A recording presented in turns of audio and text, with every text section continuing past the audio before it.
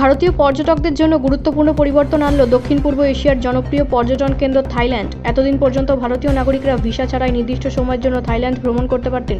তবে নতুন নিয়ম অনুযায়ী সেই ভিসা ফ্রি সুবিধা তুলে নিয়ে ভারতকে ভিসা অন অ্যারাইভাল তালিকায় স্থান দেওয়া হয়েছে। এই সিদ্ধান্তের ফলে এখন থেকে ভারতীয় পর্যটকদের থাইল্যান্ডে পৌঁছতে নির্দিষ্ট ফি দিয়ে ভিসা নিতে হবে।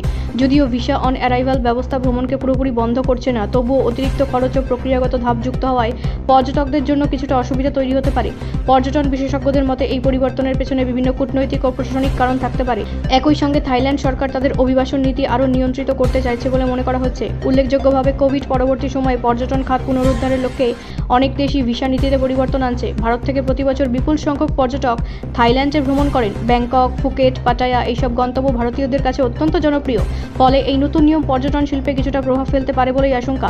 অন্যদিকে ট্রাভেল এজেন্সিগুলি জানিয়েছে তারা ইতিমধ্যেই গ্রাহকদের নতুন নিয়ম সম্পর্কে অবহিত করতে শুরু করেছে। যাত্রীদের পরামর্শ দেওয়া হচ্ছে ভ্রমণের আগে প্রয়োজনীয় নথি ও খরচ সম্পর্কে স্পষ্ট ধারণা রাখতে। সব মিলিয়ে এই পরিবর্তন ভারতীয় পর্যটকদের জন্য একটি নতুন বাস্তবতা তৈরি করল। যদিও ভ্রমণের পথ খোলা থাকছে, তবে এখন থেকে থাইল্যান্ডে যাওয়ার আগে বাড়তি প্রস্তুতি নেওয়া জরুরি হয়ে উঠবে।